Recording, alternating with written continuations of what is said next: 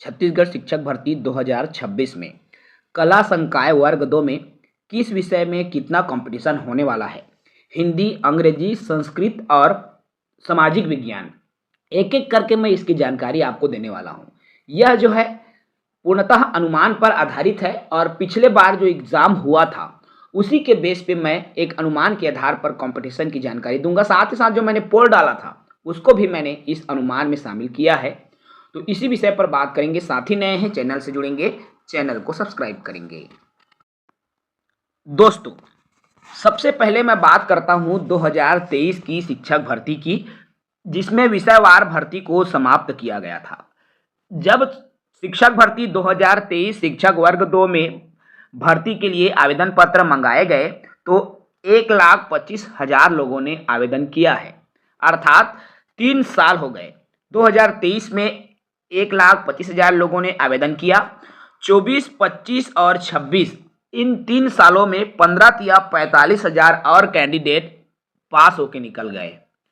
अगर हम इनको भी ऐड करें तो लगभग 1.5 लाख हो जाते हैं।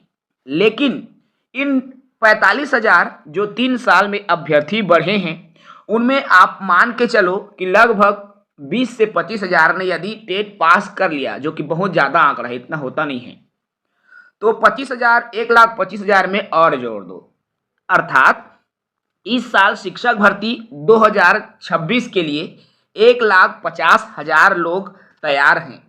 अब जो 1,50,000 लोग तैयार हैं दोस्तों, वो केवल कला समूह नहीं है बल्कि विज्ञान और कला दोनों समूह को मिलाकर। इसका मतलब ये हुआ, यदि कला और विज्ञान दोनों को मिलाकर के 1.5 लाख अभ्यर्थी हो रहे हैं तो उनमें से हम कला और विज्ञान में अलग करेंगे।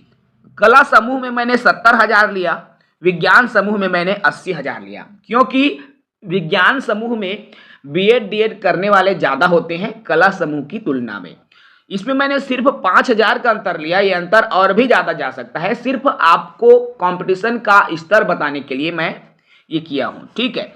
अगर 70,000 कला समूह में मान लीजिए इस वर्ष परीक्षा देने वाले हैं 2026 शिक्षक भर्ती में, अर्थात कुल कितना आपके 70,000 अभ्यर्थी। अब इस 70,000 जो अभ्यर्थी है उसमें मैंने पोल डाला था। देखिए, कला समूह को लेकर मैंने एक पोल डाला था, मैं उसको भी आपको बता रहा हूं। ये पोल जो आपको दिख रहा है, जिसमें हिंदी में 22% लोगों ने वोट किया, अंग्रेजी में 22% लोगों ने वोट किया, संस्कृत में 12% लोगों ने वोट किया और सामाजिक विज्ञान में 43% लोगों ने वोट किया है।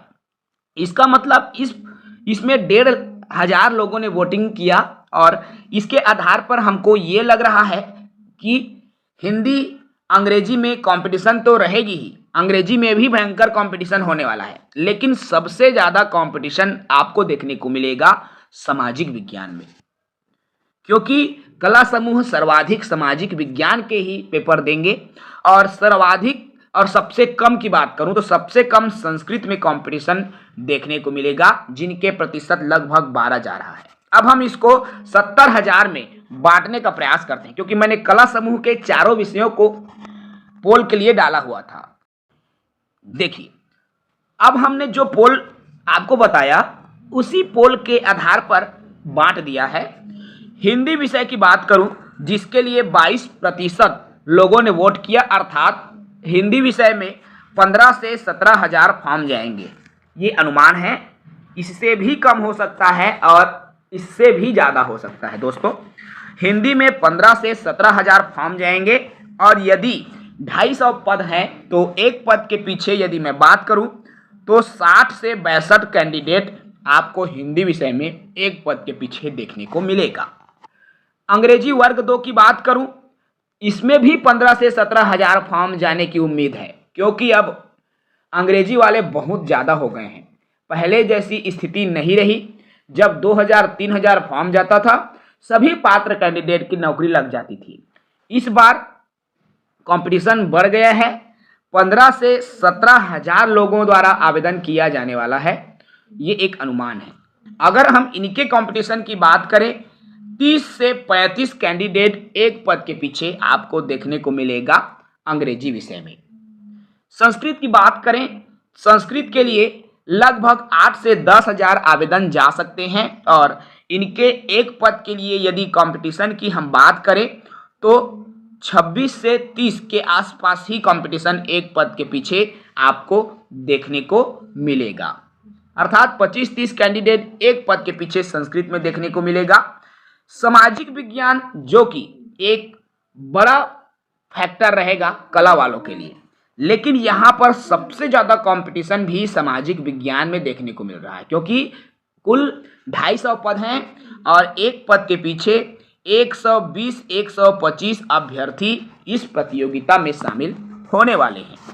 और ये जो अनुमान मैं बता रहा हूँ वो 1.5 लाख अभ्यर्थियों के आधार पर यदि हमने 70,000 और 80,000 के आंकड़े को लिया, अर्थात सबसे ज़्यादा कंपटीशन हमको सामाजिक विज्ञान में देखने को मिलने वाला है, जिसका वोट भी मैंने आप तक साझा किया। देखिए, और ये जो अनुमान मैं बता रहा हूँ पिछला जो 1.5 लाख आवेदन गया था उसी के आधार पर मैं इस बार बता रहा हूँ और उसी के आधार पर आपको इस बार कंपटीशन देखने को मिल सकता है। इसका मतलब ये हुआ, आप में से बहुत सारे अभ्यर्थी ये सोच रहे थे कि अंग्रेजी वाले का लग जाएगा। भाई 15,000 से कम फॉर्म नहीं जाएगा, आप स्वयं इस बात का अंदाजा लगा सकते हैं। बहुत ज़्यादा फॉर्म जाएगा आपके अंग्रेजी विषय में, और एक पद के पीछे मैंने 30 की बात की ना, 30 कोई कम नहीं होता मेरे दोस्तों। एक पद के पीछे 30, आप स्वयं आंकड़ा लगाइए। आपको यदि नौकरी पानी है, यहाँ 2-4 पद एक पद के पीछे 2 गुना, 4 गुना, 10 गुना भी रहता तो समझ में आता है। यहाँ पर एक पद के पीछे 30 गुना लोग हैं। अब उस एक पद के लिए आपको 30 लोगों से यहाँ ना बोलिए, 15,000 में आप ये मान के चलो कि अंडर 1000 रैंक, ठीक है, कैटेगरी को लेकर अगर हम चलें और यूआर और ओबीसी को लेकर चलें तो मान के चलो अंडर 300 से 400 अगर रैंक आप लाते हो तभी आपका चयन होगा अंग्रेजी में। तो आप स्वयं सोचिए कितना कंपटीशन का स्तर हो गया है। यहाँ पर हिंदी और सामाजिक विज्ञान में लोग भ्रमित हैं। भ्रमित क्यों? बहुत सारे ऐसे अभ्यर्थी हैं जो हिंदी में भी पात्र हैं और आपके सामाजिक विज्ञान इन दोनों विषय में पात्र हो रहे हैं। अब उनके सामने स्थिति ये उत्पन्न हो रही है कि मैं हिंदी के लिए दूं या सामाजिक विज्ञान के लिए दूं। और इसी कहना चाहिए भ्रम की स्थिति में उन्होंने एक विषय चुना और उसी विषय के आधार पर वे अपनी तैयारी कर रहे हैं।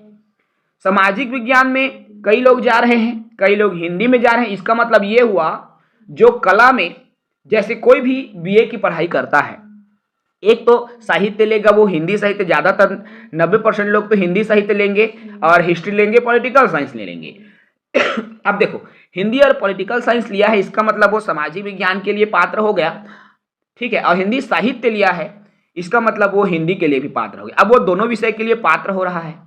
अब देखो, कला समूह ना 2 विषय में बढ़ गया है, सामाजिक विज्ञान और हिंदी में।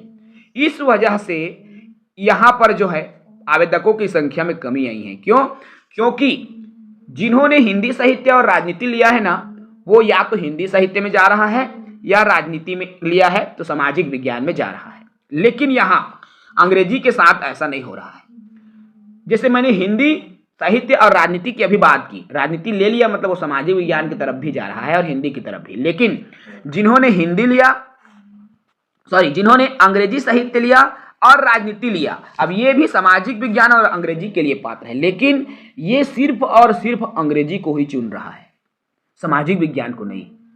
जबकि वो सामाजिक विज्ञान के लिए भी पात्र है। वो क्या सोच के चुन रहा है? अंग्रेजी में कंपटीशन कम है, सबसे ज्यादा पद है, ये सोच के अंग्रेजी चुन रहे हैं। लेकिन आपको इस बात का अंदाजा है कि नहीं, मैं ये तो नहीं जानता, लेकिन मैं अपना स्वयं अनुमान के आधार पर मैं आपको ये बता सकता हूं कि जो 30 कैंडिडेट एक पद के पीछे मैं अंग्रेजी में बोल रहा हूं ना, वो बहुत कंपटीशन का 30 पद होगा, ये भी आप याद रखें। क्योंकि जो अंग्रेजी विषय लेने वाले अभ्यर्थी हैं वो सामान्य स्तर के बच्चे नहीं हैं। उन्होंने या तो बीएससी किया है या कुछ और पढ़ाई किया है और फिर से अंग्रेजी में बीए किए हैं।